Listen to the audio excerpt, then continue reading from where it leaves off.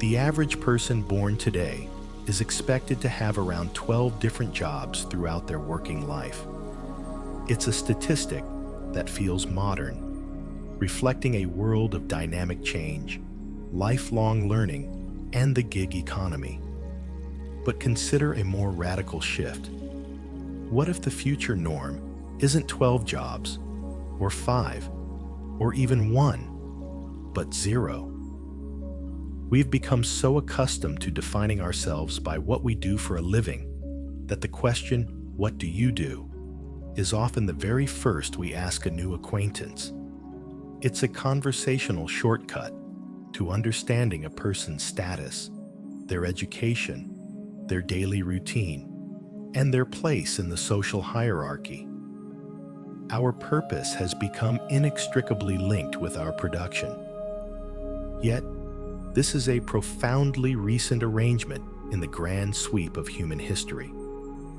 For tens of thousands of years, our species organized its existence not around careers or job titles, but around the immediate, tangible realities of community, kinship, and survival. Your identity was your family, your tribe, your role in the collective hunt or the harvest. Meaning was derived from your relationships to others and to the natural world, not from a contract of employment.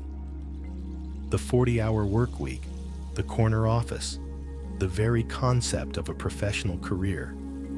These are all inventions, social technologies developed over the last few centuries to organize society around industrial production.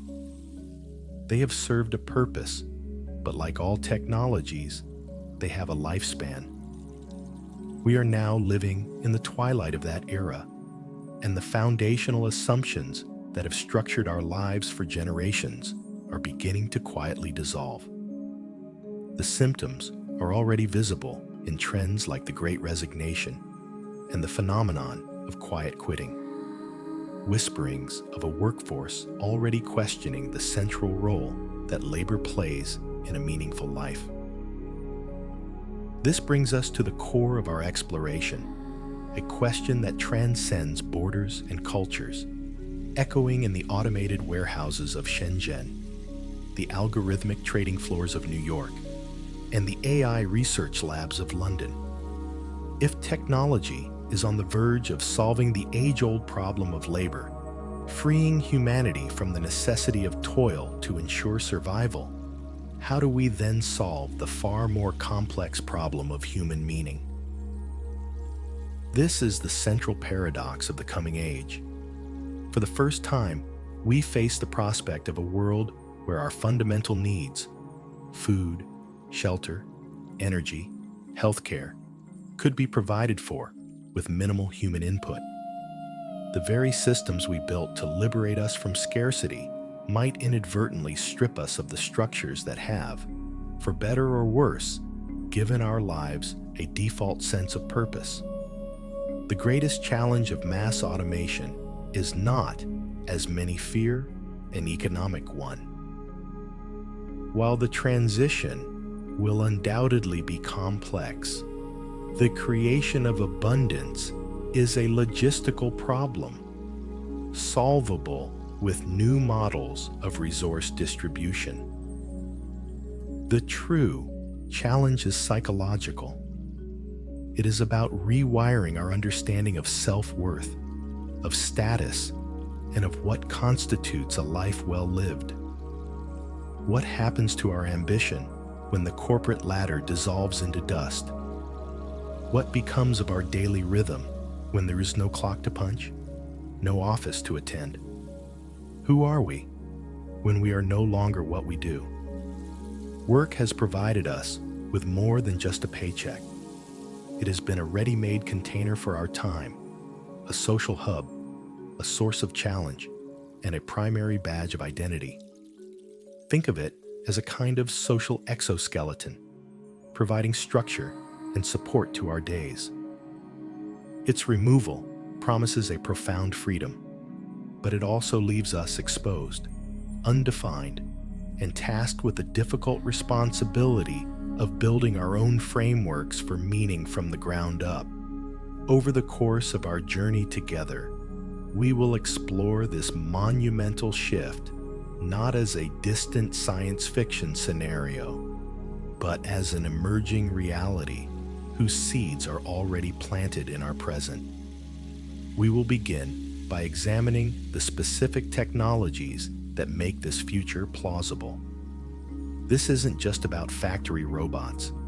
It's about the rise of general-purpose artificial intelligence that can perform cognitive and creative tasks once thought to be exclusively human domains, from writing code and composing music to discovering new scientific principles.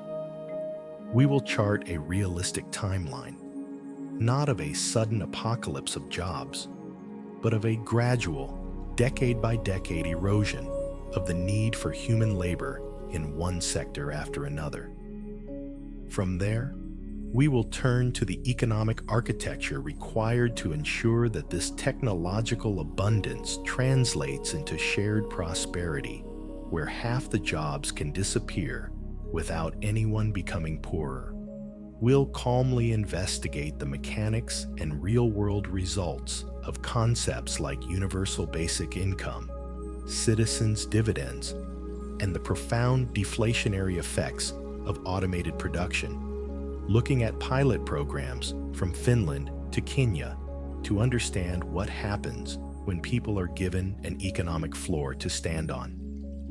This is a shift from an economy based on selling your time to one based on accessing the fruits of automated systems. And finally, having established the technological and economic foundations, we will dedicate the heart of our exploration to the most important layer, the human one. We will delve into the psychology of a post-work identity, questioning how we might build new temples of purpose centered around community, learning, creativity, and care. We'll ask how social status might be reconfigured in a world without job titles, and we'll look across different cultures to see how concepts like Japan's ikigai or South America's buen vivir might offer blueprints for a good life not centered on labor. We will weigh the optimistic scenarios of a community renaissance against the pessimistic visions of a gilded cage, where comfort is traded for meaning, time. 2 5s. By the end, you will understand that the future is not something that happens to us, but something we choose. The technology is merely a tool. The society we build with it and the meaning we find within it will be our own creation. The anxiety we feel about a future without work is not new. It's an old ghost that has haunted us at every major technological turning point. 2 centuries ago, in the early 1810s, the Luddites of England were not the blind, technology-hating fanatics they are often portrayed as. They were highly skilled textile artisans, masters of their craft, whose way of life and source of meaning was being systematically dismantled by the relentless efficiency of automated looms in the new factories. Their protest, smashing those machines, was not an act of ignorance, but an act of desperation against a future that was rendering their identity, their community, and their economic value obsolete. They were the first to feel the cold shadow of automation fall over their lives, a shadow that has flickered and grown ever since. Just over a century later, in 1930, the economist John Maynard Keynes looked at this same force of technological progress and saw not a shadow, but a brilliant dawn. In his essay, Economic Possibilities for Our Grandchildren, he made a startlingly optimistic prediction. He argued that due to capital accumulation and incredible technological productivity, the central economic problem of scarcity, which had defined all of human history, would be solved within 100 years. By 2030, he forecasted we would be living in a world of such abundance that the average person would need to work no more than 15 hours a week, just enough to keep them from the nervous breakdown he called the old Adam of boredom. For Keynes, the great challenge for his grandchildren would not be earning a living, but learning how to live wisely, agreeably, and well with all their newfound leisure. So we have these two poles of thought, the Luddites' fear of obsolescence and Keynes's dream of liberation. For the last 200 years, history has proven Keynes more right in principle, but wrong in practice. The Luddites' specific fears were realized. Their jobs did disappear forever. Yet the broader fear of mass, permanent unemployment never came to pass. This has been the great, repeating lesson of modern economic history. Each wave of technology, from the steam engine to the electrical grid to the microchip, has certainly been a destructive force, wiping out entire categories of employment. The job of a switchboard operator, a typist in a steno pool, a knocker-upper waking people for work by tapping on their windows. These roles now seem like relics from a forgotten world. And yet, the overall number of jobs has consistently grown. The reason for this is that technology has always been a powerful engine of creation as well as destruction.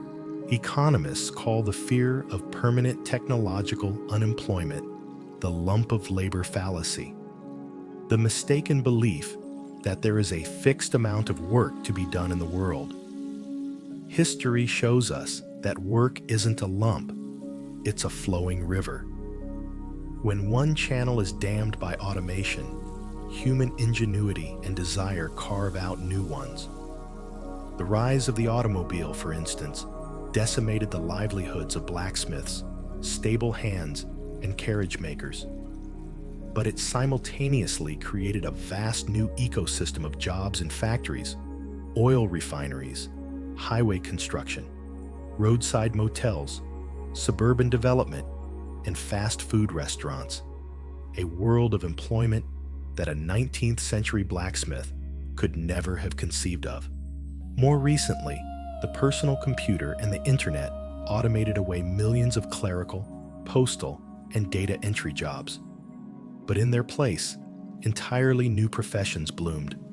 Software developer, website designer, social media manager, data scientist, podcast producer, cybersecurity analyst. Many of the jobs listed on LinkedIn today did not exist 20 or even 10 years ago. This has been the reliable pattern. Technology takes away the old, but it gives back the new, often in greater measure. And yet, there is a growing consensus among many economists and technologists that this time, the pattern may be different. The fundamental nature of the technology at our doorstep is unlike what has come before. Previous technological revolutions were primarily about automating human muscle or routine clerical tasks. The steam engine replaced the power of arms and animals. The assembly line broke down complex crafts into simple, repeatable motions. The computer automated arithmetic and filing. They were tools that took over tasks that were physical, predictable, and rule-based. The current revolution, driven by general-purpose artificial intelligence, is different because it is beginning to successfully automate non-routine cognitive tasks. This is the critical distinction. AI is not just another specialized tool for a specific job, like a power drill or a spreadsheet. It is a universal tool that can learn to perform a vast and growing range of cognitive tasks once thought to be the exclusive domain of the human mind. Generative AI can write legal contracts, create photorealistic images, compose music, and write functional computer code. AI systems like DeepMind's AlphaFold have solved problems in protein folding that have stumped human scientists for decades, accelerating drug discovery. They are not just following instructions. They are generating novel solutions, creating strategies, and producing art. Think of it this way. Previous technologies gave us better hands and better calculators. This new technology gives us a synthetic form of intellect itself.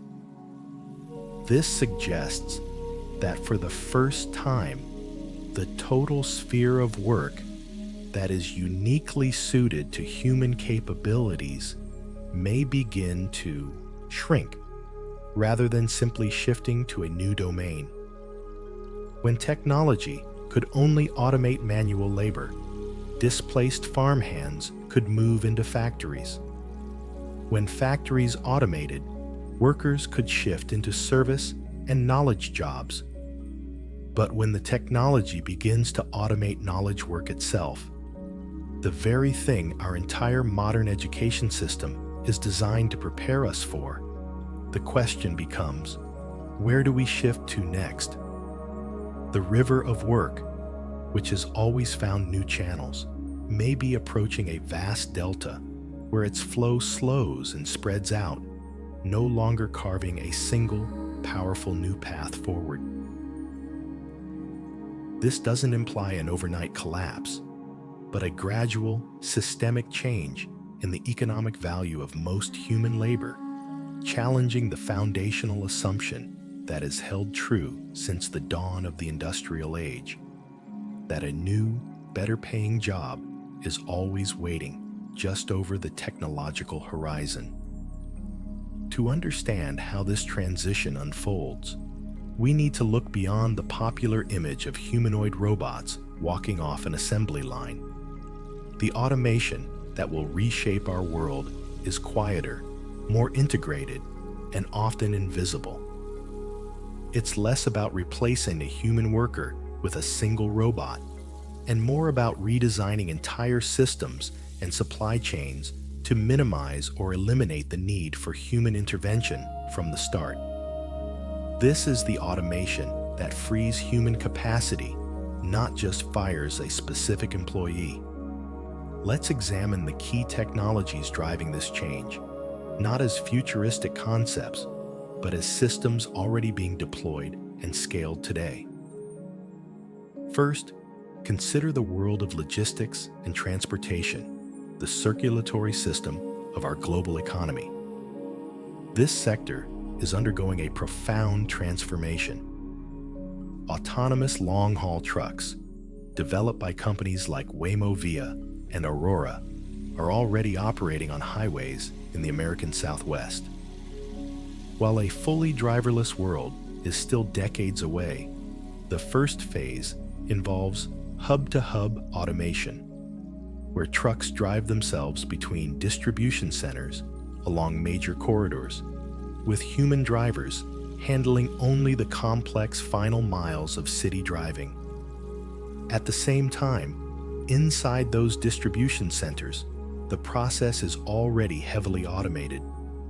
Companies like Amazon Robotics and Ocado use swarms of floor-crawling robots to bring shelves of goods to stationary human pickers, a model that is now evolving to fully robotic picking arms guided by computer vision. Drones and small delivery bots are starting to handle last-mile delivery. The cumulative effect is a logistics network that is becoming progressively more autonomous, requiring fewer and fewer humans to move a product from the factory to a customer's doorstep. Second, let's look at the realm of knowledge and creativity, long considered safe from automation. The rise of large language models, like those developed by OpenAI, Google, and anthropic, is fundamentally challenging this assumption. These generative AI systems are not just glorified chatbots. They are powerful tools for cognitive work. They can draft legal documents, write marketing copy, generate complex software code, and act as tireless research assistants, summarizing vast quantities of information in seconds. For a paralegal, a junior programmer, or a marketing coordinator, a significant portion of their daily tasks can now be performed by an AI assistant in a fraction of the time. This doesn't necessarily mean instant job loss. Instead, it leads to what economists call task encroachment, where the AI handles more and more of a job's core functions, leading to a single human employee being able to produce the output that once required a team of 5 or 10. This boosts productivity dramatically, but gradually reduces the overall demand for human workers in these fields. Perhaps the most profound example of this trend is in scientific discovery itself. DeepMind, a subsidiary of Alphabet, developed an AI called AlphaFold that solved the protein folding problem, a grand challenge in biology for half a century. It can predict the 3D structure of a protein from its amino acid sequence with astonishing accuracy. This has collapsed what used to take years of painstaking laboratory work into a matter of minutes, revolutionizing drug discovery and our understanding of diseases. Here, the AI is not just assisting scientists. It is making novel discoveries that were previously out of reach. It is a partner in the scientific process, and its capabilities are expanding into materials, science, nuclear fusion research, and climate modeling. The result is a dramatic acceleration of innovation that paradoxically requires fewer human research hours per breakthrough. So, what is the realistic timeline for this shift? It is crucial to understand that this is not a single event, a switch that gets flipped. It is a gradual, uneven process of job erosion that will unfold over the next 2 to 3 decades. The first roles to be significantly impacted are those that are highly structured and data-intensive. We're already seeing this in customer service, with AI-powered voice bots handling the majority of inbound queries.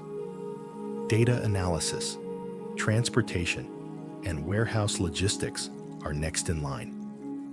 Following that, we will see significant task encroachment in fields like paralegal work, accounting, software development, and even diagnostics in medicine, where AI can analyze medical scans with superhuman accuracy. The process will be slow enough that for many, it will feel less like a revolution and more like a steady decline in the availability of traditional, full-time, career track jobs. It will manifest as longer periods of unemployment between gigs, a greater reliance on freelance work, and a sense of growing precarity even for those with advanced degrees. This evolution also changes the very nature of human work. We are moving from a model of human in the loop, where a person is an active, necessary component in a process, to human on the loop. In this new model, the autonomous system handles 99% of operations, and the human's role is to act as an overseer, a supervisor, a final arbiter for rare edge cases and exceptions that the AI cannot confidently handle. A drone fleet manager, for example, might oversee the operations of 100 automated delivery drones, only intervening if one encounters a novel obstacle or malfunctions. A doctor might not analyze the initial MRI scan, but will be presented with an AI's report and recommendation, using their expertise to verify the conclusion and manage the human element of patient care. This is a subtle but profound shift. It redefines our role from active doers to strategic supervisors of intelligent systems. And while these supervisory roles will exist, they will, by their very nature, require far fewer people than the systems they are replacing. This is the quiet, creeping reality of the automation that frees, not by handing out pink slips en masse, but by systematically reducing the demand for human cognitive labor across the entire economy, one task at a time. If we accept the premise that technology is steadily reducing the need for human labor, the immediate question becomes an economic one. How is it possible that half the jobs could disappear without people becoming poorer?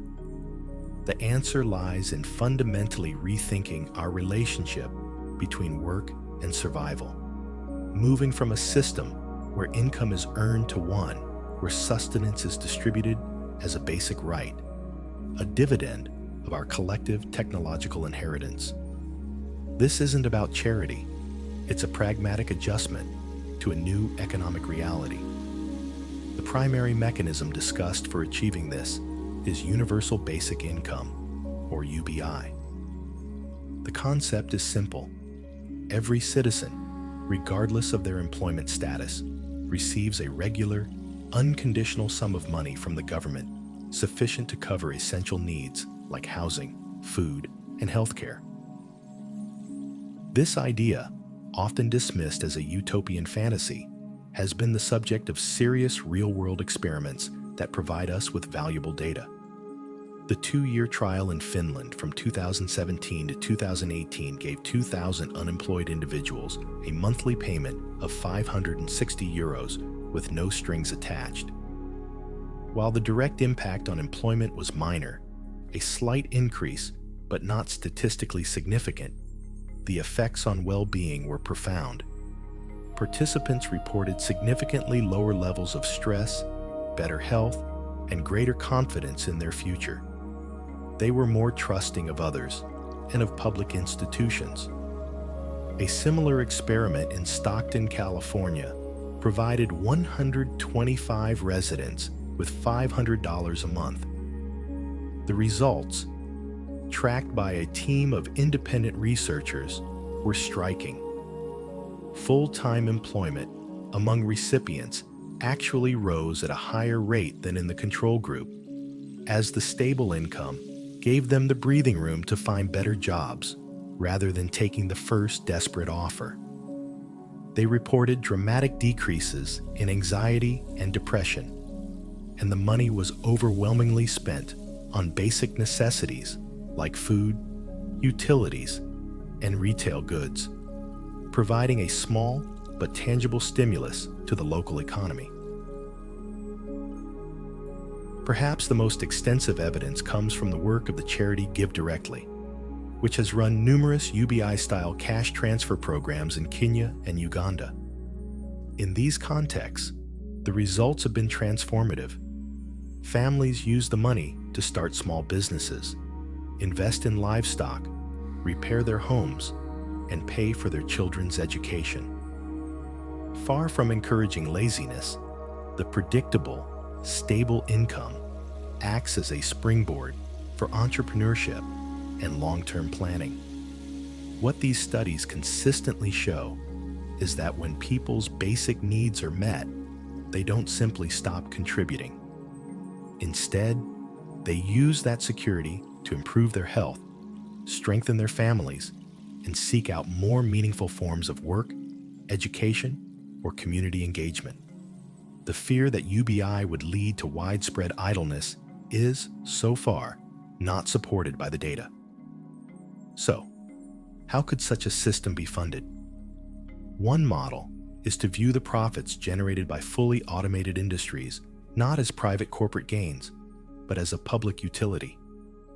Imagine a future where a nation's core industries, logistics, energy, manufacturing, are run almost entirely by AI and robotics.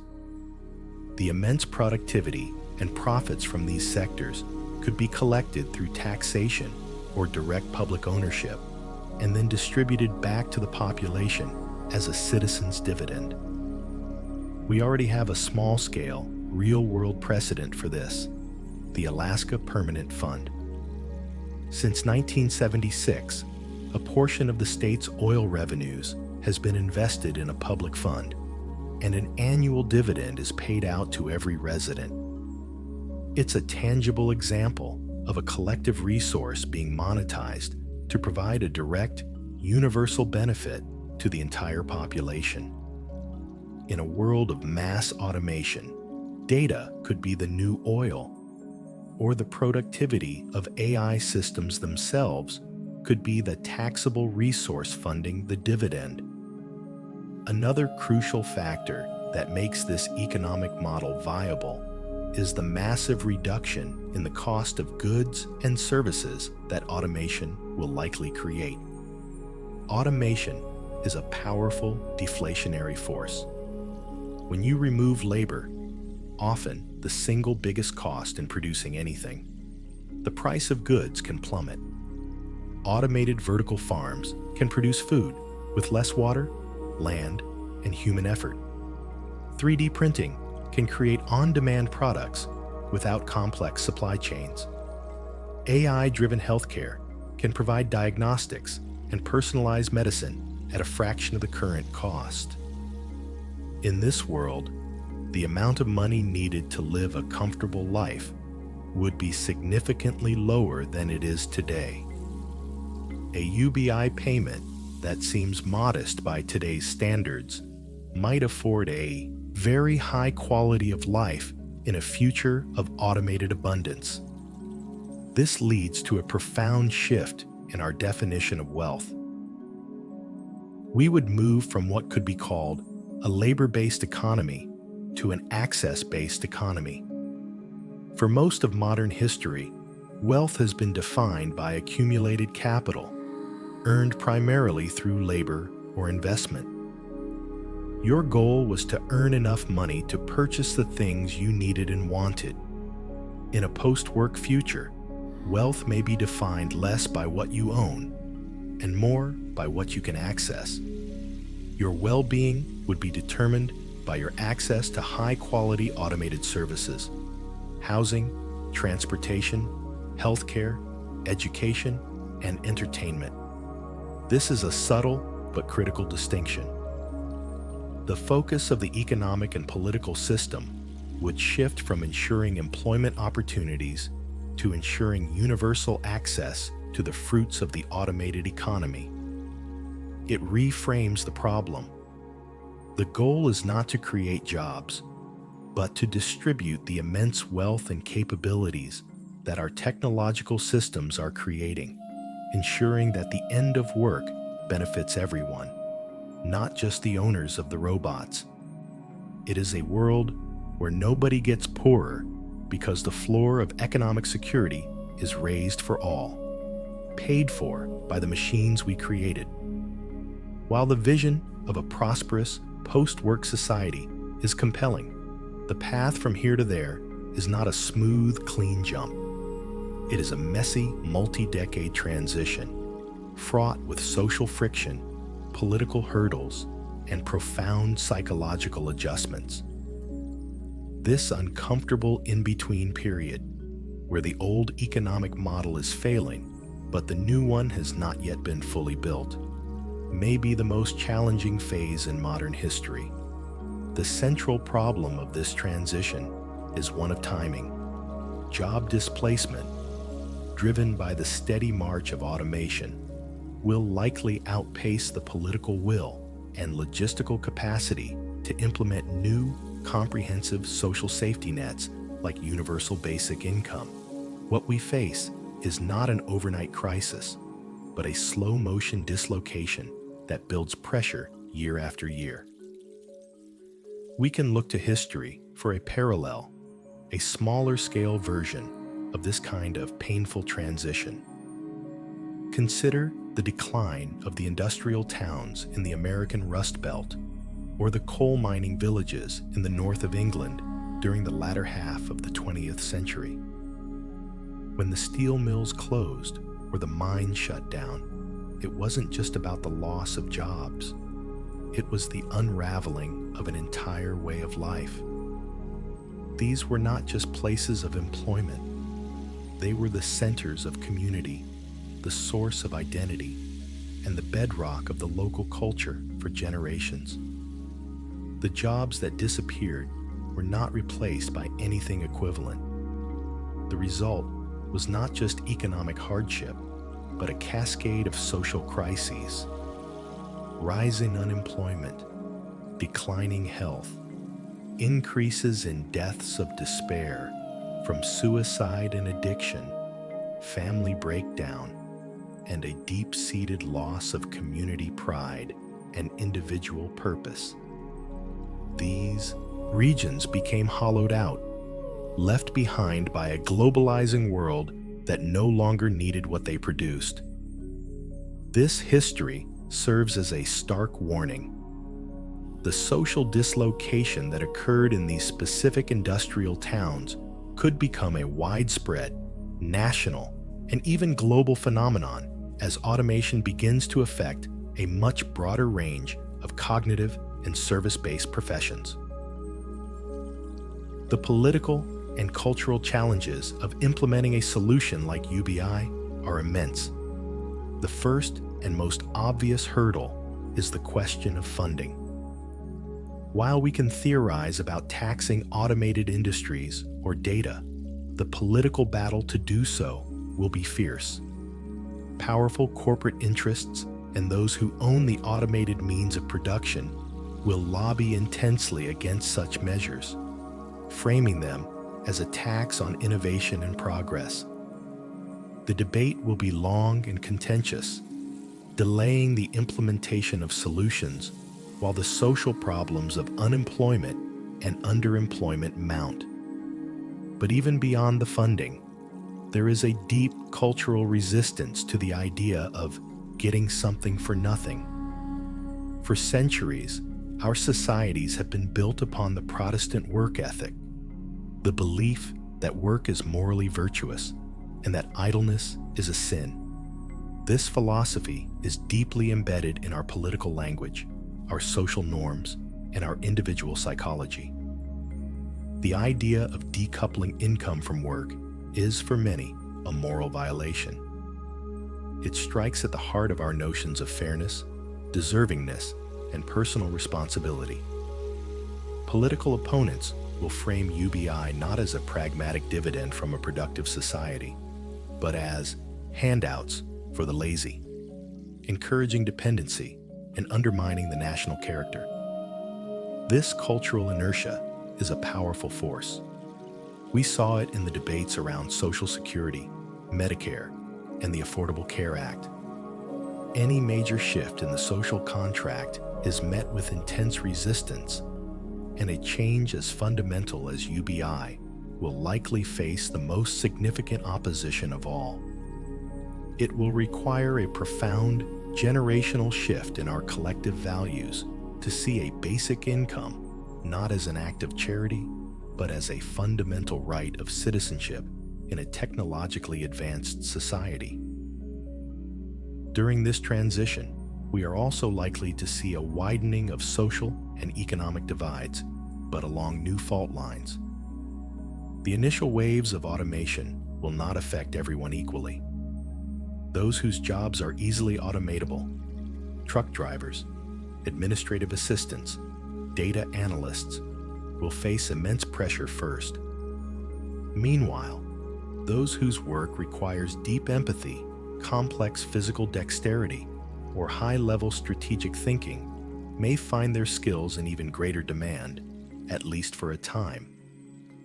This could create a bifurcated society with a shrinking class of highly paid supervisors of the automated economy and a growing class of people who are permanently underemployed, piecing together a living from gig work, freelance projects, and insufficient government support. This inequality will breed resentment and political instability. Populist movements could rise, blaming immigrants or foreign countries for job losses that are actually being driven by domestic technology. We could see a lurch towards political extremes as people search for simple answers to the complex and unsettling changes they are experiencing. This uncomfortable transition period is a race against time. It is a race between the relentless, exponential pace of technological change and the slow, linear, and often frustrating pace of social and political change.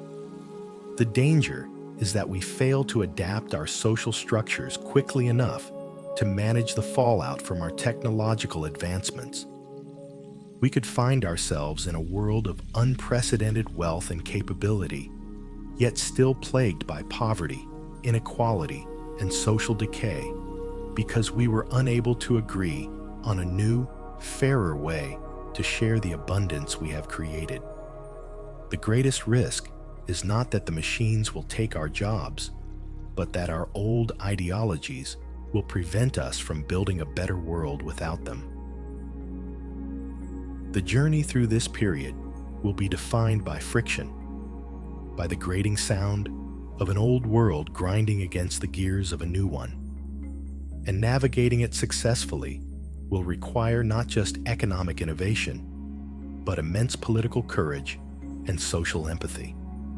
Let us assume, for a moment, that we navigate the treacherous economic transition. We establish a system like universal basic income, ensuring that no one falls into poverty. The logistics are solved. The political battles are won. Humanity is, for the first time, free from the economic necessity of labor. We have arrived in Keynes's promised land of abundance. The uncomfortable truth is that this is where the real challenge begins. We have spent centuries perfecting the art of making a living, but we have given very little thought to the art of living itself. The crisis we would face is not one of the wallet, but one of the spirit. It is the psychology of a post-work identity that presents the most profound and personal hurdle. The concept of a career as the central pillar of one's identity is a remarkably modern invention. If you told a medieval peasant that his primary purpose in life was to climb a corporate ladder and find self-actualization through his job, the idea would be utterly incomprehensible. His identity was tied to his village, his faith, his family, and his role in the seasonal cycles of agriculture.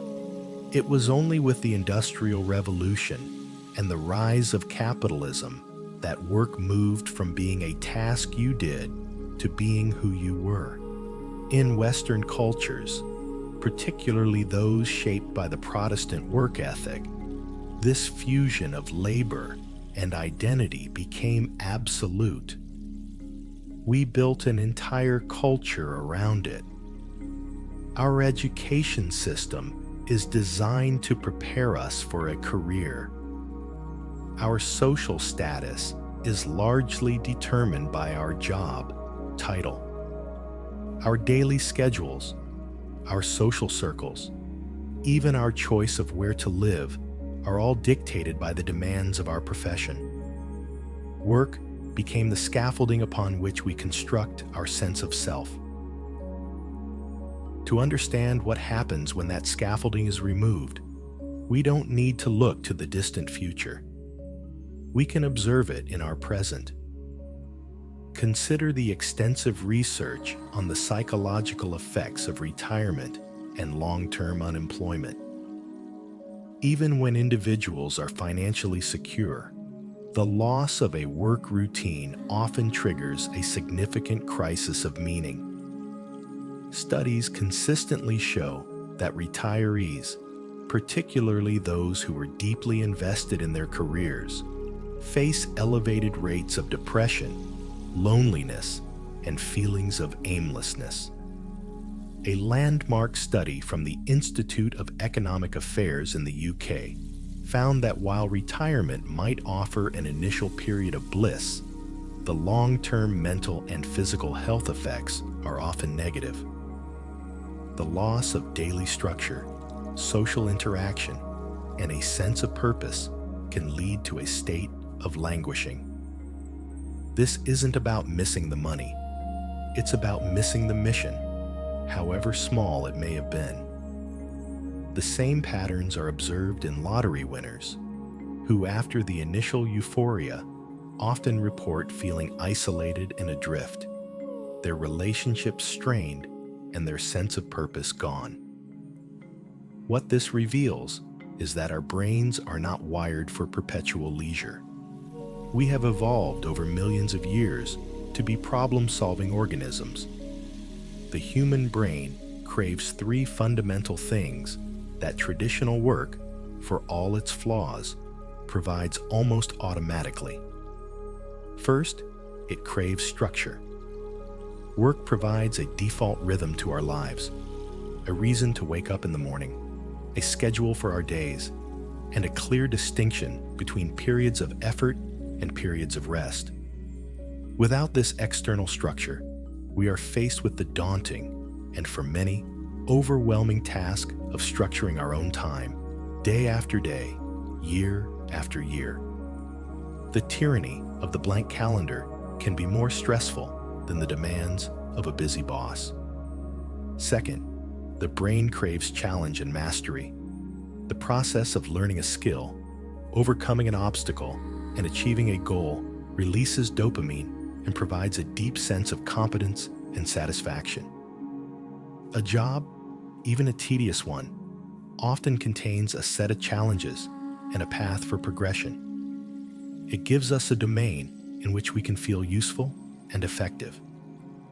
When this ready-made source of challenge is removed, we must actively seek out new ones, a task that requires significant self-discipline and motivation. The danger is a drift into passive consumption.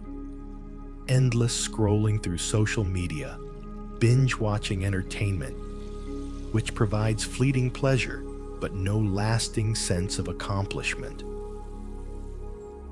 Finally, and perhaps most importantly, the brain craves social contribution.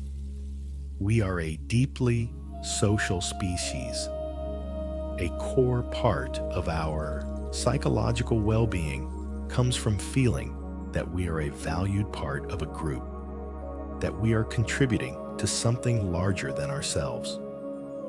The workplace, for all its politics and frustrations, is a primary source of social connection and a platform for collaboration. It gives us a team, a shared objective, and a sense that our efforts matter to others. Losing a job is often described as losing a second family. In a post-work world, the central question for every individual becomes, how can I be useful? How can I contribute? Who needs me? Answering these questions on an individual basis, without the ready-made framework of a career, is the great psychological project of the 21st century. The end of work does not automatically usher in an era of human flourishing. It simply presents us with a choice.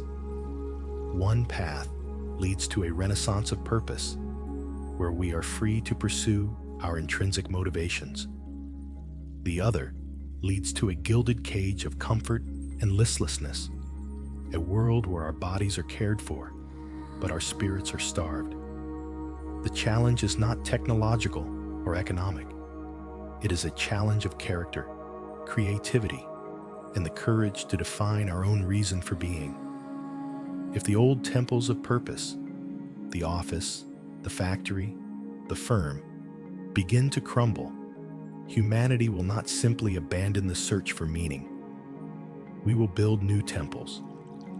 The critical question is what these new structures will look like and how we can foster their growth.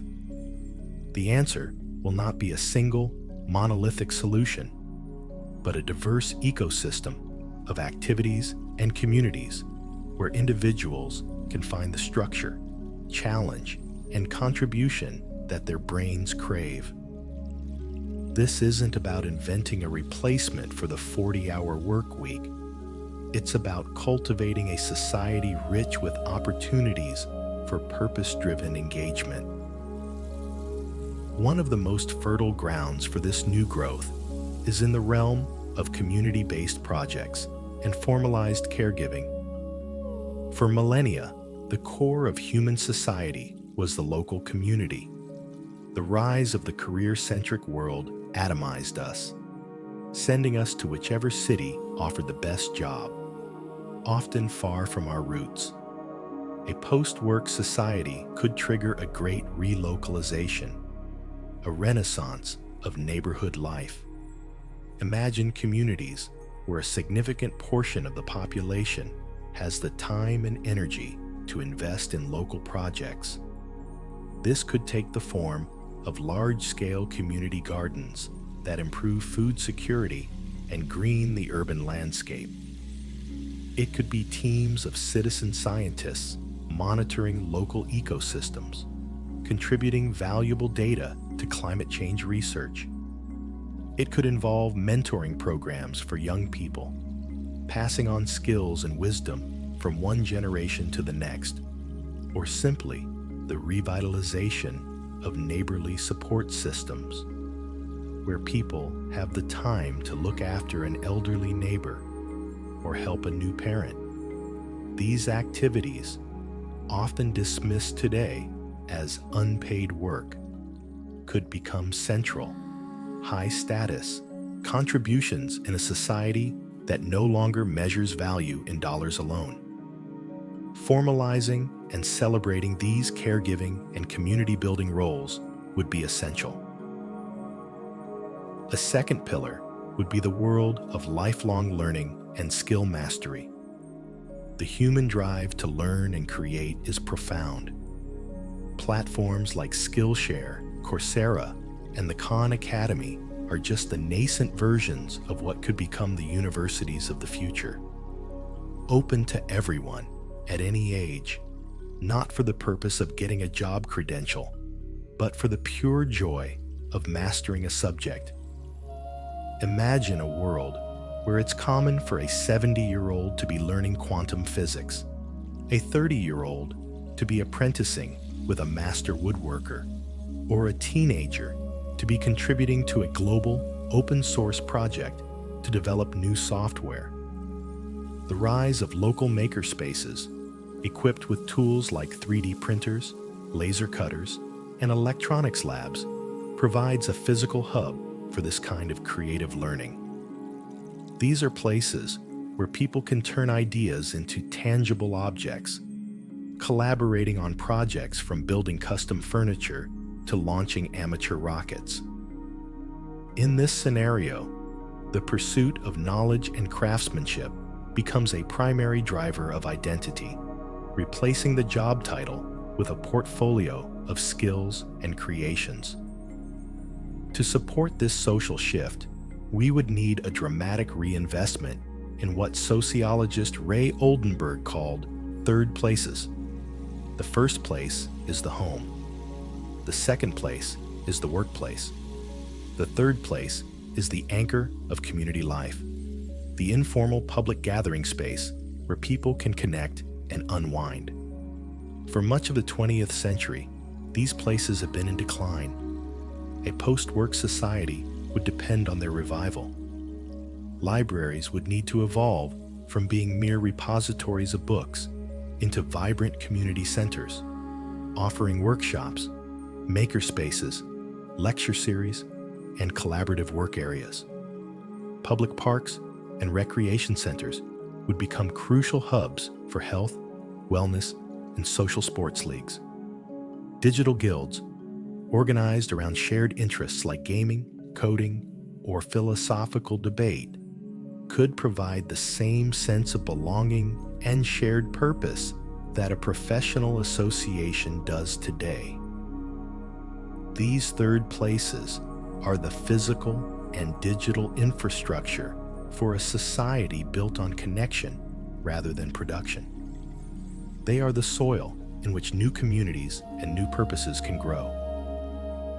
We can view this entire societal transformation through a historical analogy. The agricultural revolution, which began around 10,000 BCE, was a profound shift in human existence. For the first time, farming produced a reliable surplus of food.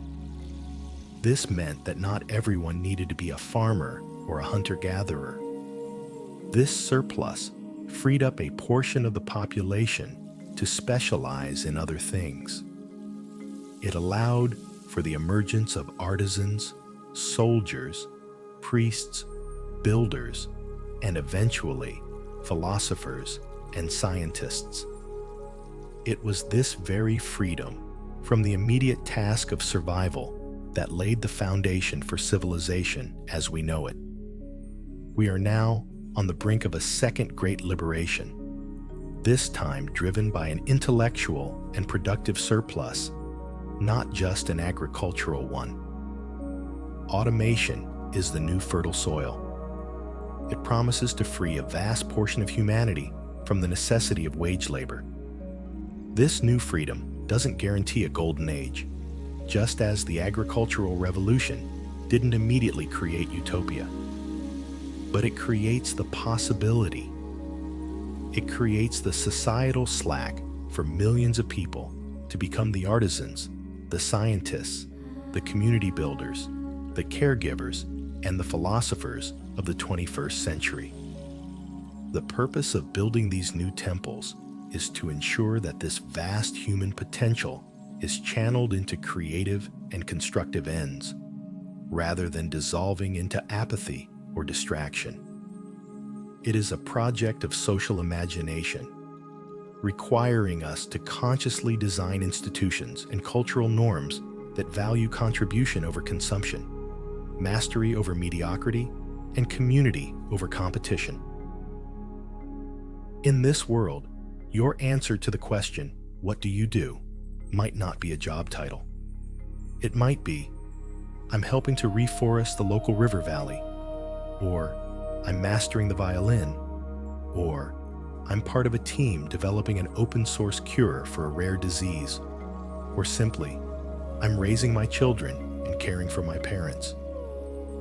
And in that world, these answers would be met not with confusion, but with respect.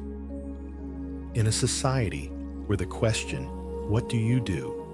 no longer refers to a job, one of the most fundamental aspects of our social structure will need to be reinvented: status. Humans are hierarchical creatures. For better or worse, we constantly evaluate our own standing and the standing of others. For the last few centuries, our primary status indicator has been our profession and the wealth it generates. The doctor holds a higher status than the cashier. The CEO holds a higher status than the intern. This hierarchy, while often unfair, provides a clear, universally understood framework for social organization. If this framework dissolves, what takes its place? How will we measure respect, admiration, and social standing in a world without job titles? The answer is not that status will disappear, but that it will become more fluid, more pluralistic, and based on a completely different set of values. The new markers of status will likely shift from extrinsic measures, like income and title, to intrinsic qualities that are demonstrated through action. One of the most powerful new forms of status could be based on skill mastery and knowledge sharing. Think of the reputation systems that have organically emerged in online communities. In the world of open-source software, a programmer's status isn't determined by their salary, but by the quality of their contributions to projects like Linux or Python. Their reputation is built on the elegance of their code, their willingness to help others, and the respect they earn from their peers. This is a purely meritocratic form of status. Similarly, on a platform like Wikipedia, the most respected editors are not the ones who get paid, but the ones who have a long history of making meticulous, well-researched, and neutral contributions to the collective knowledge base. We can imagine this principle extending throughout society. A person's standing in their local community might be determined by their recognized expertise as a gardener, a mediator, or a historian. This status wouldn't be conferred by a diploma, but earned through a visible track record of skill and generosity. In this world, an individual might maintain a digital portfolio of purpose, a curated collection of their creative works, their community projects, their open source contributions, and the skills they have mastered. This portfolio, rather than a resume of past jobs, would become their primary social currency, a testament to how they have chosen to spend their time and apply their talents. It would be a shift from a proof of work society to a proof of contribution society. Another major pillar of status would be community impact. In the absence of a professional hierarchy, the respect a person commands could be directly tied to their tangible, positive influence on the lives of others. The person who organizes the neighborhood watch, the volunteer who runs the local youth sports league, the individual who dedicates their time to maintaining a beautiful public park. These people would become the new community leaders. This form of status is deeply rooted in our evolutionary past, where an individual's value to the tribe was the ultimate measure of their worth.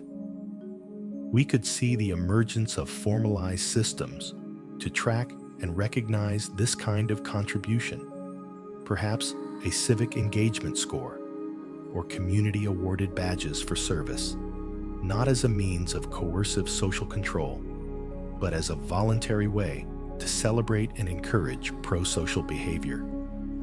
Respect would flow not to the wealthiest, but to the most helpful and reliable members of the community. This leads to a fascinating potential outcome: the fragmentation of status into countless niche communities. The idea of a single, universal status hierarchy, where everyone agrees on who is at the top, is a product of mass media and a monolithic corporate culture. In a post-work future, with more time for specialized interests, a person's status could become highly contextual. You might be a highly regarded grandmaster in a global online chess community, commanding immense respect from millions of players, while being virtually unknown to your next-door neighbor. That neighbor, in turn, might be a celebrated figure in the world of competitive rose gardening, or a revered moderator of a philosophical debate society. Society would become a patchwork of overlapping reputation economies. Your overall sense of self-worth would not be tied to a single fragile source like a job, but would be a composite of the respect you have earned across the various communities you belong to. This fragmentation could be a powerful force for psychological resilience. The loss of status in one domain, perhaps a decline in your chess rating, would not be catastrophic because your identity would be supported by your standing in other areas, such as your role in a local music ensemble or your contributions to a citizen science project. This diversified portfolio of status would make individuals less vulnerable to the ego-crushing blows that come with job loss or professional failure in today's world. The ultimate marker of status in this future might be a meta skill, the ability to build a rich, meaningful, and multifaceted life. The people who would be most admired are those who demonstrate a capacity for curiosity, creativity, and connection. The ones who, given the gift of free time, use it to become more interesting, more skilled, and more engaged human beings. In this world, the introductory question might change from "what do you do?" to something more open-ended, like "what are you passionate about lately?" or "what are you learning?" The answer would reveal far more about a person's character, their values, and their true place in the world than any job title ever could. It would be a world where we are judged not by how we make a living, but by the quality of the life we choose to live. The crisis of a post-work identity, as we've explored it, is deeply rooted in a specific cultural context, primarily that of the modern West. The tight fusion of work, identity, and moral virtue is not a universal human constant. It is a cultural artifact, heavily influenced by the Protestant work ethic and the logic of industrial capitalism. The question of whether this transition is primarily a Western problem is a crucial one. And by looking at other cultural philosophies, we can find alternative models and potential pathways for navigating this future. Not all societies are equally unprepared for a world where work is no longer the center of life. Some cultures may find the transition far more natural, having never fully subscribed to the idea that a person's job defines their worth. Consider the Japanese concept of ikigai. While often simplified in the West as a Venn diagram for finding a dream job, its true meaning is much broader and more profound. Ikigai translates roughly to a reason for being, or a reason to get up in the morning. It can be your work, but it can also be your family, your hobbies, your connection to nature, or your role in your community. A 2001 study by researchers at Tohoku University found that having a sense of ikigai was associated with lower rates of mortality, particularly from cardiovascular disease. Crucially, in Japan, a person's ikigai often continues long after they retire from their professional career. It might be found in mastering the art of calligraphy, tending to a small garden, or volunteering at a local festival. This cultural framework already provides a ready-made concept for purpose that exists independently of employment. A society that values ikigai is inherently better equipped to handle a future with less formal work because it has a pre-existing vocabulary and cultural understanding for what gives a life meaning beyond a paycheck. In South America, several indigenous-led movements have promoted the concept of buen vivir, which translates to good living or well living. It is a philosophy that rejects the Western developmental model, focused on endless economic growth and material accumulation. Instead, buen vivir prioritizes community, ecological balance, and spiritual well-being. It emphasizes living in harmony with nature and with each other. From this perspective, a future with less labor and less material consumption is not a crisis, but an ideal to strive for. It represents an opportunity to spend more time on what truly matters, strengthening social bonds, participating in cultural traditions, and caring for the earth.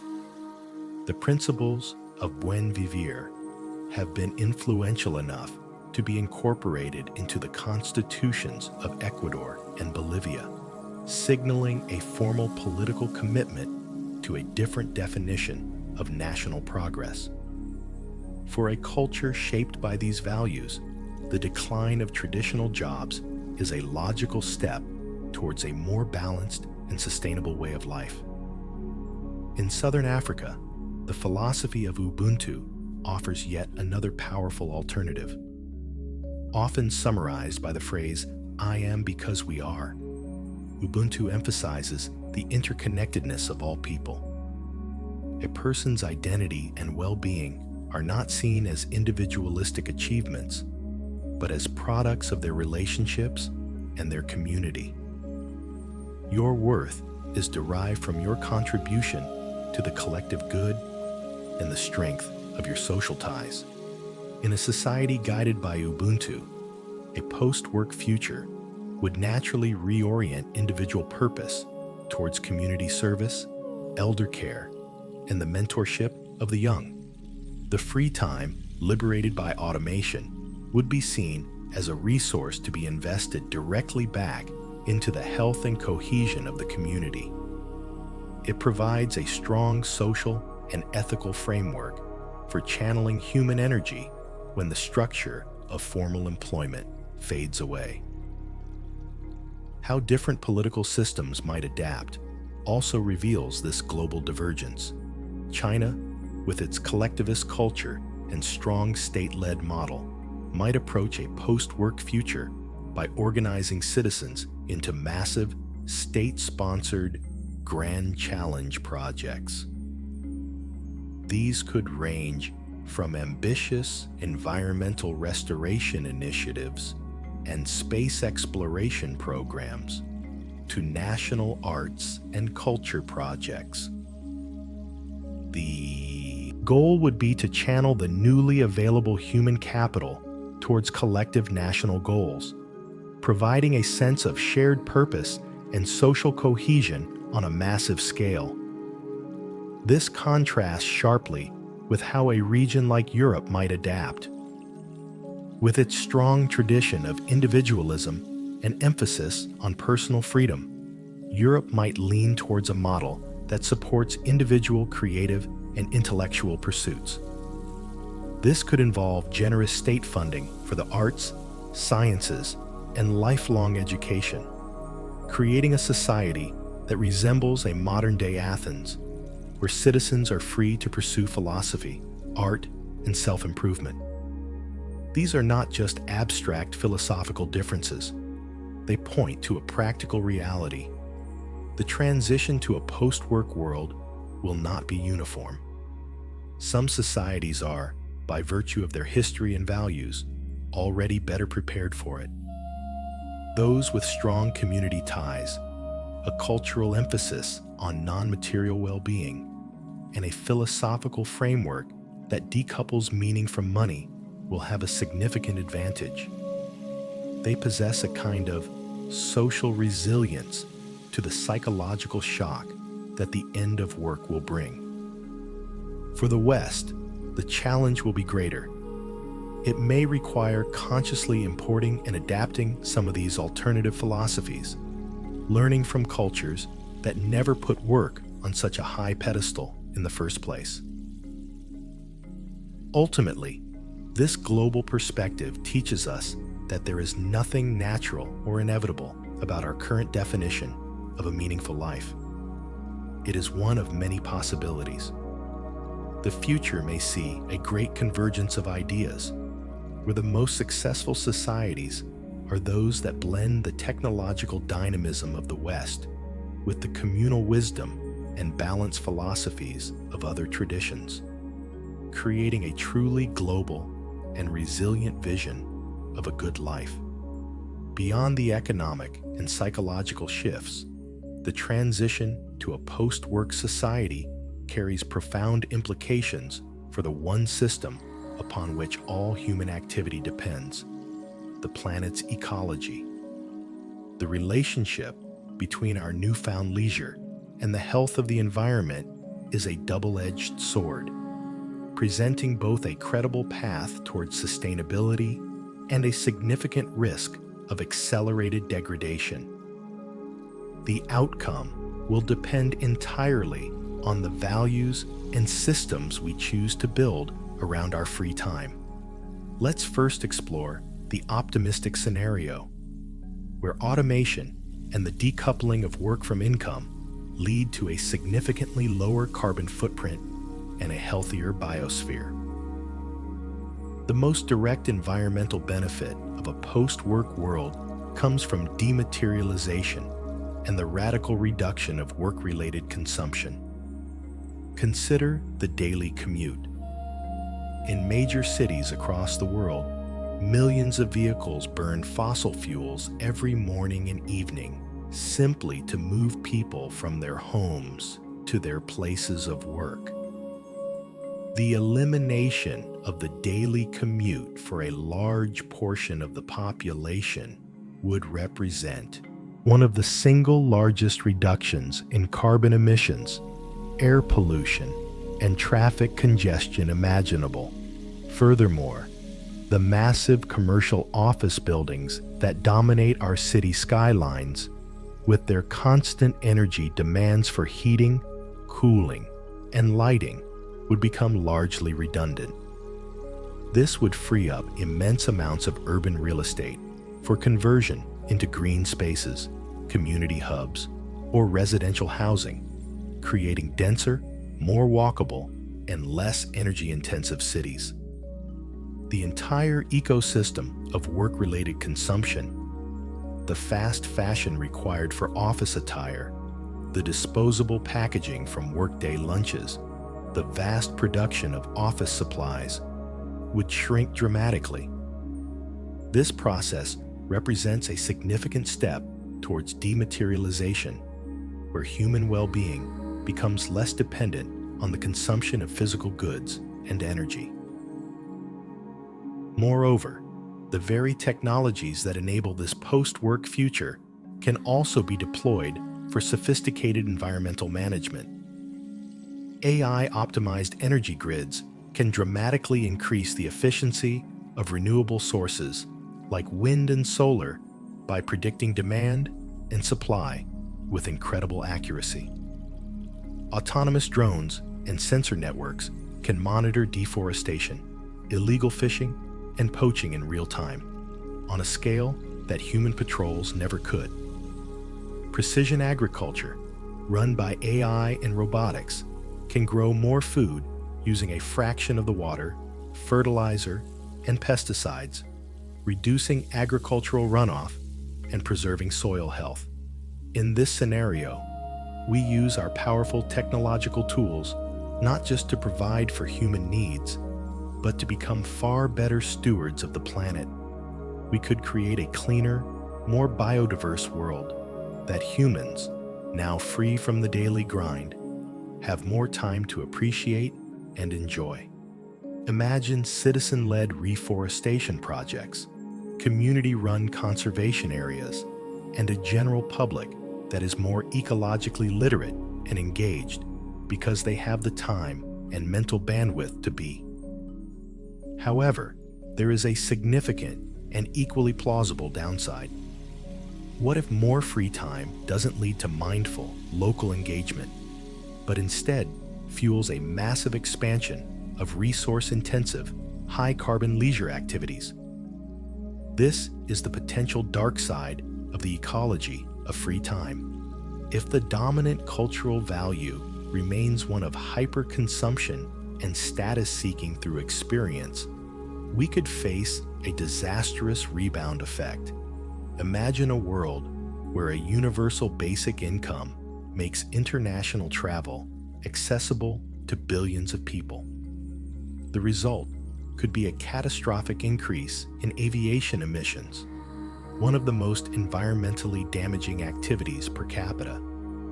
What if the new status symbol is not a luxury car, but a constant stream of exotic vacation pictures on social media? What if the wilderness areas we seek to protect become overrun with tourists, their fragile ecosystems trampled by the sheer volume of visitors? This risk extends beyond travel. More free time could lead to the proliferation of energy-hungry hobbies, Think of personal data centers for running complex virtual reality simulations, the manufacturing of endless recreational gadgets, or even personal space tourism becoming a mainstream aspiration. If we fail to shift our underlying values away from consumption as a measure of a good life, we could find that the environmental gains from reduced commuting and office work are completely wiped out, and then some, by the impact of our leisure. The automated economy could simply become a hyper-efficient engine for producing the toys and enabling the travel that allows us to distract ourselves, all while consuming resources at an ever-increasing rate. In this scenario, the gilded cage of comfort and listlessness is also an ecological trap. We are kept placid and entertained while the planetary systems that support us are pushed past their breaking point. The deciding factor between these two futures, the green renaissance or the high consumption dystopia, is culture. The outcome is not a technical problem, but a question of what we value.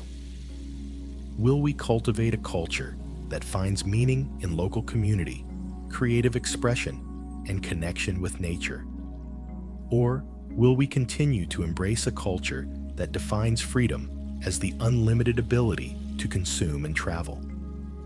The ecological sustainability of a post-work world depends entirely on our ability to find fulfilling, low-impact ways to spend our time. This means that environmental education, fostering a connection to the natural world, and promoting values of stewardship and simplicity are not just niche concerns for activists. They are among the most critical social projects for ensuring a viable and desirable future. The technology of automation gives us a choice. It can be a tool to build a circular, sustainable economy that operates in harmony with the biosphere, or it can be an engine that accelerates our path towards ecological collapse. The choice we make will be a reflection of what we truly believe the purpose of our freedom is for. As we engineer a world where automated systems provide for our basic needs, we inevitably walk into a thicket of profound ethical dilemmas. The technologies that promise to liberate us from labor also have the potential to create new forms of control, new social divides, and new moral hazards that we are only just beginning to contemplate. Navigating the ethics of this managed world requires us to be as thoughtful about our values as we are about our algorithms. The first and most critical question of governance is, who controls the infrastructure? In a society dependent on a vast interconnected network of AI and automated systems for its food, energy, healthcare, and information, the small group of people who design, own, and manage that infrastructure would wield an unprecedented amount of power. This creates the risk of a new, powerful techno-elite, a class of individuals and corporations who are the landlords of our entire economy. If this infrastructure is owned by private entities, they could exert immense influence over public life, shaping society to serve their commercial interests. Imagine a future where the algorithms that determine your universal basic income, your access to medical treatments, or even the news you see are proprietary black boxes, optimized for profit or social control rather than public good. This scenario leads to a new form of feudalism, where the majority of the population is dependent on the benevolence of a handful of tech oligarchs. To mitigate this, a strong argument can be made for treating these core automated systems as public utilities, subject to democratic oversight, transparency, and regulation, much like our water and electricity grids are today. The debate over whether the means of production should be publicly or privately owned is an old one, but it takes on a powerful new urgency when the means of production is the very AI that manages the fabric of society. Beyond governance, we face a deeply personal ethical dilemma: the right to be useful. We've established that the human psyche craves a sense of purpose and contribution. In a world where human labor is no longer economically necessary, what is the moral responsibility of society towards those who struggle to find meaning on their own? This leads to a difficult question. Should society create optional, simulated, or make-work jobs simply for their psychological benefits? On one hand, this could be seen as a compassionate and pragmatic approach to mental health. For someone who feels lost and aimless, a structured role, even if it's organizing digital archives for an AI or tending to a virtual community garden, could provide the routine, challenge, and social connection they need to thrive. Proponents might argue that this is no different from other forms of subsidized mental health care. On the other hand, there is something profoundly unsettling about this idea. It raises the specter of a society that provides purpose on demand, a kind of pacifier to keep the population content. Is a simulated purpose truly a purpose at all? Or is it a form of deception, a noble lie that infantilizes the population by protecting them from the existential challenge of creating their own meaning? The philosopher Friedrich Nietzsche warned of the last man, a creature who seeks only comfort and security, having lost the capacity for great ambition or struggle. A society that provides simulated work could be seen as deliberately cultivating a population of last men, trading the potential for profound, self-directed meaning for the guarantee of placid contentment. This is a moral minefield with no easy answers. It forces us to confront whether the goal of society is to maximize happiness and minimize suffering, or to create the conditions for human greatness, even if that path involves struggle and existential angst. This leads directly to the risk of a new and insidious social divide. The historical chasm between the rich and the poor, defined by access to material wealth, could be replaced by a new divide between the motivated and the listless. In this future, everyone's basic material needs are met. The currency of the new inequality is not money, but purpose. On one side, you have the motivated, individuals who possess the discipline, creativity, and psychological resilience to use their freedom constructively. They are the lifelong learners, the community builders, the artists, and the citizen scientists. They build rich, fulfilling lives full of projects, passions, and deep social connections. On the other side, you have the listless, those who, for whatever reason, struggle to adapt. They may lack the education, the psychological tools, or the intrinsic motivation to structure their own lives. They risk falling into a passive existence of digital escapism, endless entertainment, and social isolation. The ethical dilemma for society is how to treat this divide. Do we simply accept it as a natural outcome of individual differences, a new form of meritocracy based on the merit of self-motivation? Or do we see it as a societal failure, a sign that we have not created enough accessible pathways to meaning for everyone? This could lead to a two-tiered society that looks eerily like the Eloi and Morlocks from H.G. Wells's The Time Machine. One part of society is actively engaged in building the future, while the other is passively maintained and entertained by the automated systems, living lives of comfortable obsolescence. Addressing this potential for a new meaning gap is not just a matter of individual responsibility, but a central challenge for future education systems, community planning, and public policy. Ultimately, the ethics of a managed world boil down to a single, overarching theme: agency. The great promise of automation is an expansion of human agency, freeing us from the constraints of necessity. The great danger is that the systems we build to achieve this freedom inadvertently strip us of that same agency, making us passive recipients of a perfectly managed but ultimately meaningless existence.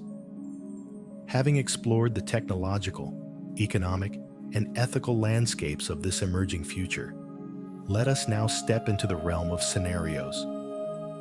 These are not predictions, but coherent stories about how these forces might combine to shape our world. They serve as thought experiments, allowing us to feel the texture of different possible futures and understand the choices that lead to them. Our first scenario is the optimistic path, the one we might call the community renaissance.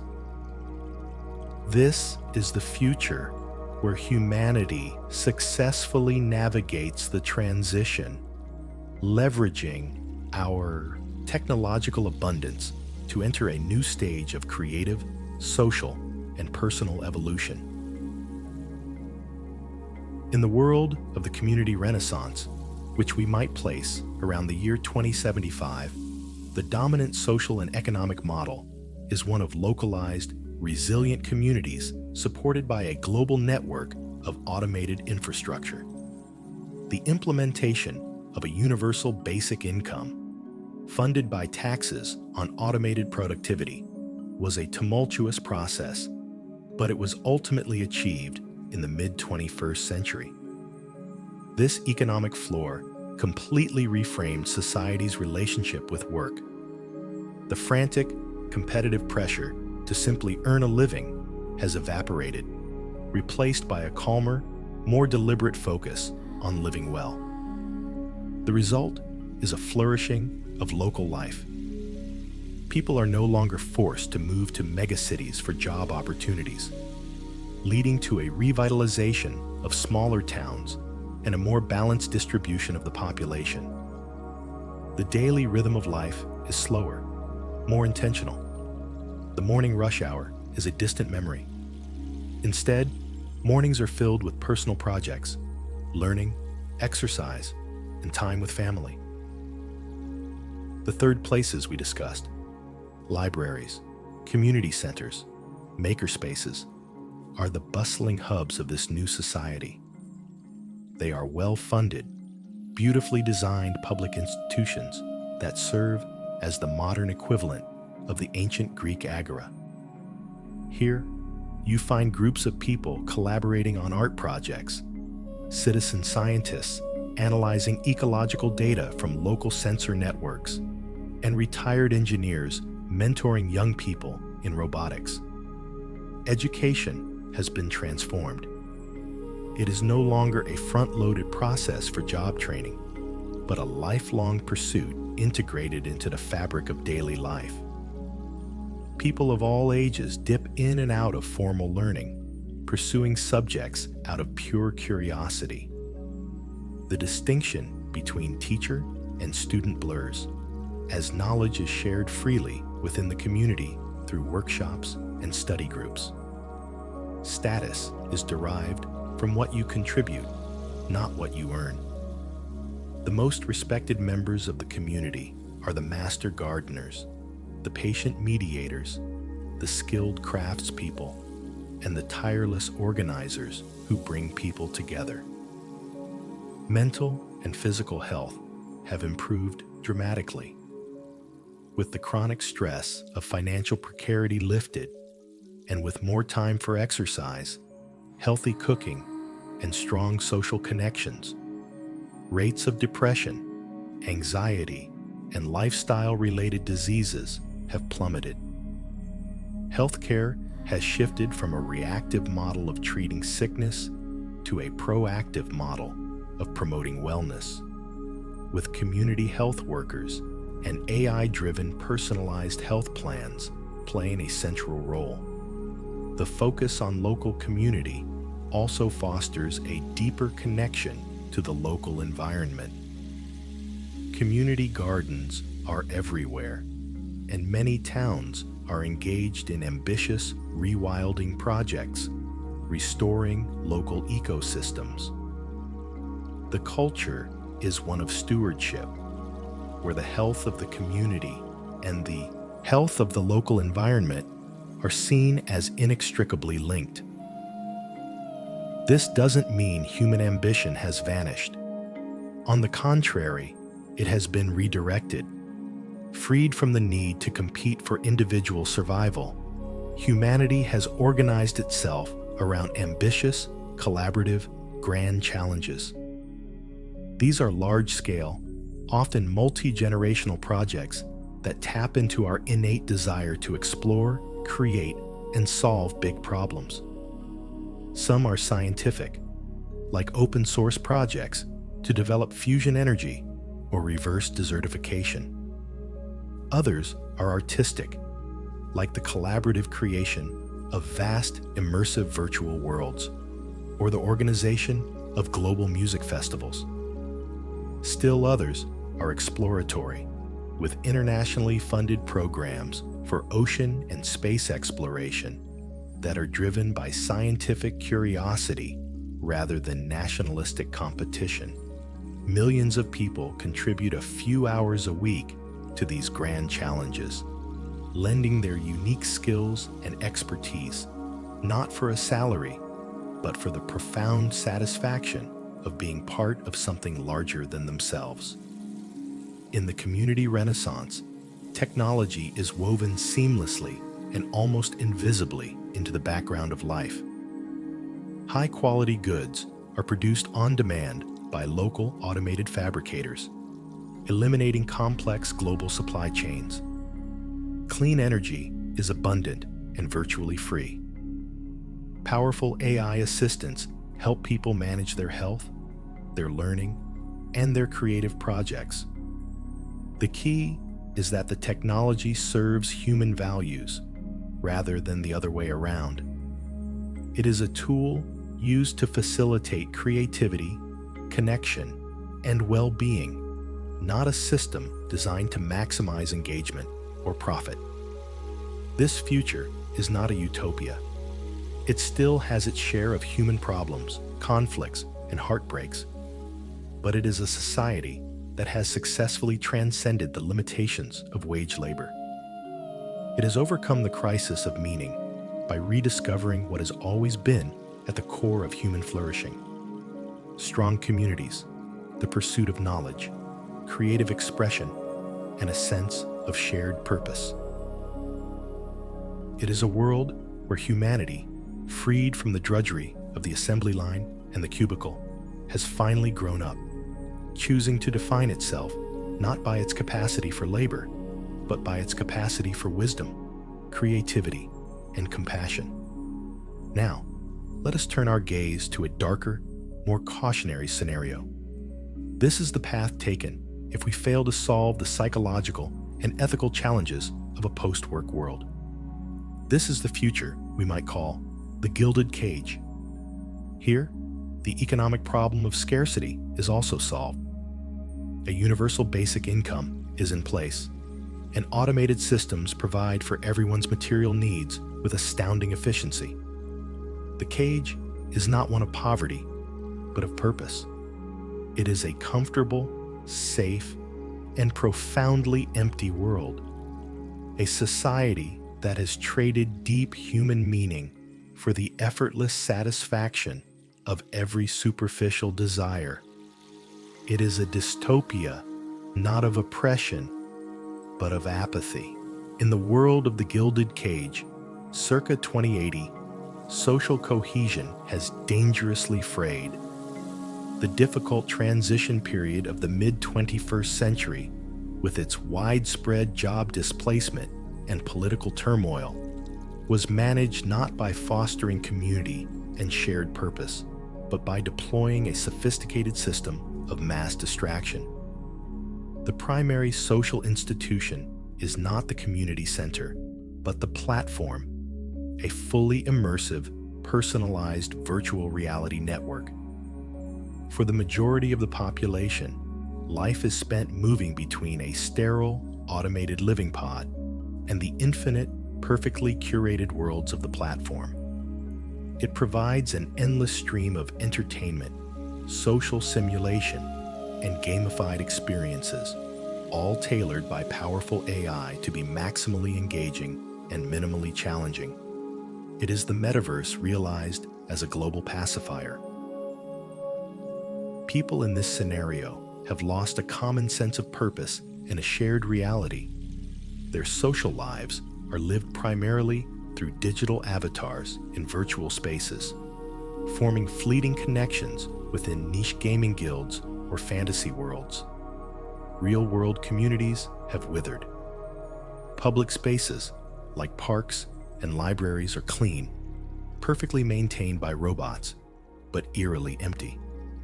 The strong social bonds that once formed the bedrock of society, family, neighborhood, nation, have been replaced by a shallow, algorithmically mediated form of tribalism.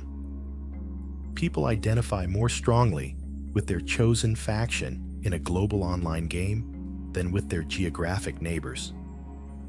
Political engagement is non-existent, as the AI systems that manage the economy and the UBI are so complex and efficient that they are seen as an incomprehensible force of nature, beyond the influence of ordinary citizens. Democracy has not been abolished. It has simply faded into irrelevance through lack of participation. This scenario is a direct reflection of the dystopian warnings from Aldous Huxley's Brave New World. The population is controlled not by force, but by the provision of infinite pleasure and the elimination of all discomfort. The AI-managed systems are designed to preemptively solve any problem that might cause genuine human struggle or distress. Art is generated by AI to be perfectly pleasing, but never challenging. Relationships are mediated through apps that promise perfect compatibility, removing the friction and growth that comes from navigating real human connection. The result is a profound infantilization of the human spirit. Without real challenges to overcome, there can be no real growth. Without the risk of real loss, there can be no real love. Without shared struggle, there can be no real community. Humanity is kept in a state of perpetual, comfortable adolescence. A small techno-elite, the curators or architects of the platform and the underlying AI infrastructure, live lives entirely separate from the rest of the population.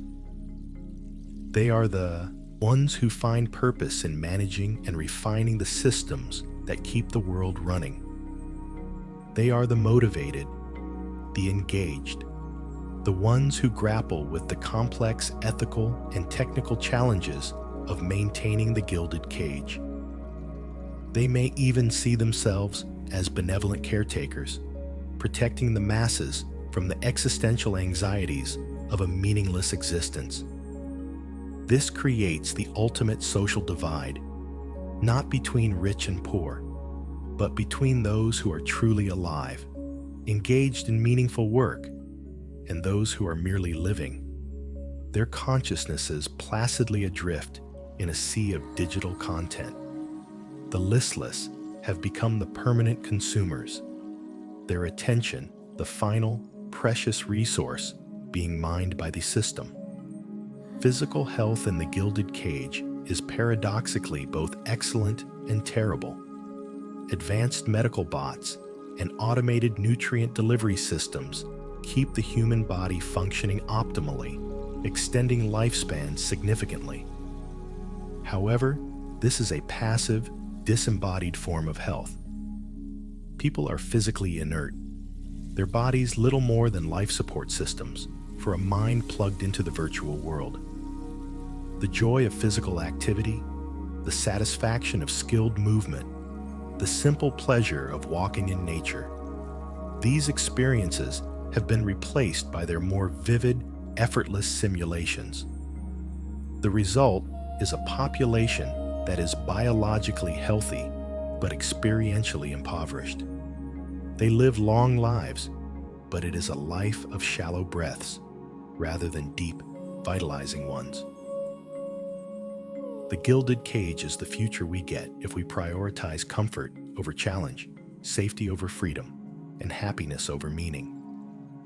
It emerges from a failure of social imagination and a crisis of values.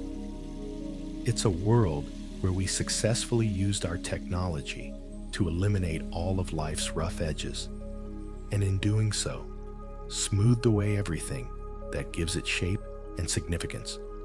It serves as a powerful warning that the opposite of a dystopia, like Orwell's 1984, which is based on pain, is not a utopia. The opposite of a pain-based dystopia could be a pleasure-based one. A world where our very souls are anesthetized by an endless supply of trivial, effortless fun. Between the optimistic vision of the community renaissance and the bleak passivity of the Gilded Cage lies a third, and perhaps most probable, future.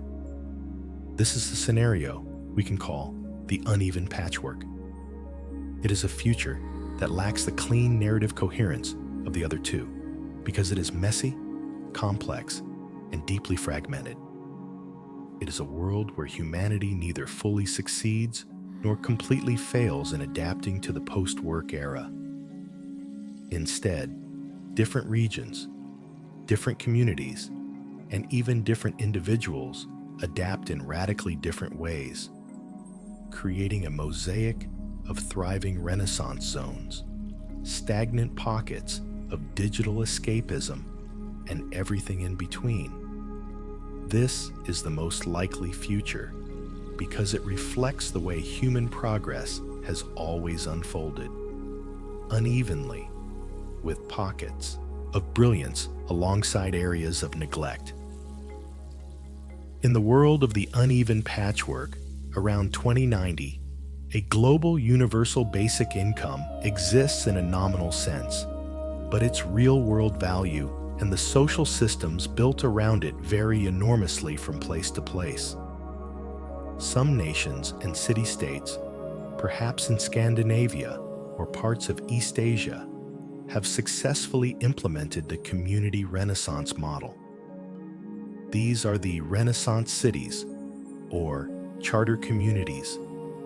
They have invested heavily in public infrastructure for meaning-making, world-class libraries, sprawling makerspaces, community gardens, and lifelong learning centers. Their cultures celebrate contribution, skill mastery, and civic engagement. These are the places that attract the motivated, the creative, and the community-oriented. They are dynamic, vibrant hubs of art, science, and social innovation, where people live rich, purposeful lives. They are the bright spots on the global map, living proof that a post-work society can be a flourishing one. However, these thriving zones exist alongside vast regions that have slid towards the Gilded Cage model. In these areas, often former industrial heartlands or sprawling, poorly planned suburbs, the UBI is treated as a simple pacifier. There has been little to no public investment in the infrastructure for purpose. The social fabric has frayed, and the primary source of activity is the consumption of corporate-provided virtual entertainment. These are the stagnant regions, marked by high rates of social isolation, digital addiction, and a pervasive sense of apathy. Life is not materially poor. The automated systems provide for everyone's basic needs, but it is spiritually impoverished. Young people grow up without strong role models for a purpose-driven life, and the culture is one of passive consumption. These regions are not intentionally oppressive. They are simply the result of neglect, a failure of political will and social investment decades earlier. The transition in this scenario is long, incomplete, and creates entirely new forms of inequality. The old divide between the global North and South, based on economic wealth, has been replaced by a new divide based on purpose capital. Your opportunities in life are determined less by the country of your birth and more by the community you are raised in. A child born in a Renaissance city has access to incredible resources for self-development and is surrounded by a culture that nurtures ambition and creativity. A child born in a stagnant zone is provided for materially, but is starved of the psychological and social nutrients needed to build a meaningful life. Social mobility in this world is not about moving up an economic ladder, but about the difficult challenge of migrating from a community of apathy to a community of purpose. This could create new social tensions, with resentment brewing in the stagnant regions towards the perceived elitism and dynamism of the Renaissance zones. On an individual level, life in the uneven patchwork is a constant navigation of these contrasting realities. A person might live in a relatively stagnant suburb, but participate in a vibrant global online community dedicated to astrophysics or ancient history, living a rich intellectual life in the digital realm while their physical surroundings decay.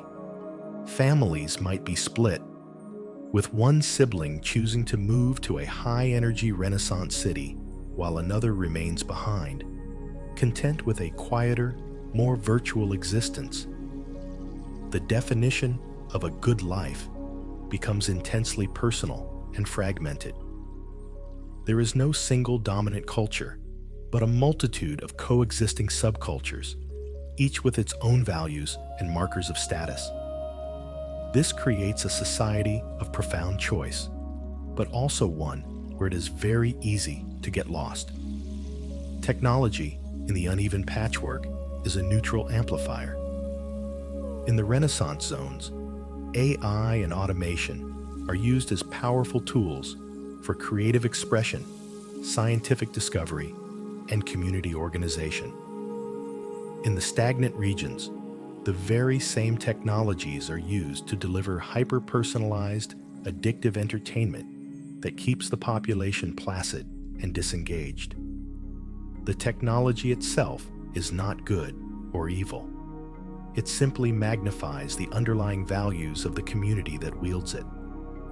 This future is a stark reminder that technology does not solve social problems. It simply raises the stakes. The uneven patchwork is, in many ways, an amplified version of our current world.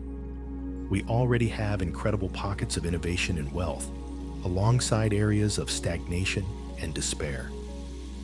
This scenario suggests that automation will not level this playing field, but may, in fact, make the hills and valleys of the human landscape even more extreme. It is a future without a clear verdict on the human condition. It contains the best of us and the worst of us, existing side by side. It is a world perpetually in transition, a constant, messy struggle between our better angels and our lesser demons. A society that has been given the ultimate freedom, but has not yet collectively decided what to do with it. As we draw our exploration to a close, it becomes clear that the scenarios we've considered, the community renaissance, the Gilded Cage, and the uneven patchwork, are not rigid predictions. They are not inevitable fates waiting for us in the future. Instead, they should be seen as choices. They are stories that reveal the consequences of the collective decisions we are making right now, in the early dawn of this new era. The path we take is not being determined by the exponential curve of Moore's law or the quiet efficiency of a neural network. It is being determined by our social, our cultural, and our deeply personal responses to the profound technological shifts already underway. The technology is a current, powerful, and swift, carrying us into uncharted waters. But our values are the rudder, and it is we who must decide where to steer. It is helpful, perhaps, to view this moment from a much longer perspective.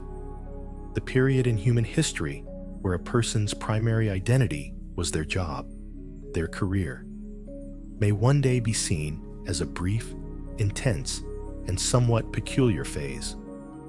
For the vast majority of our species' existence, for tens of thousands of years, our purpose was woven from a different cloth.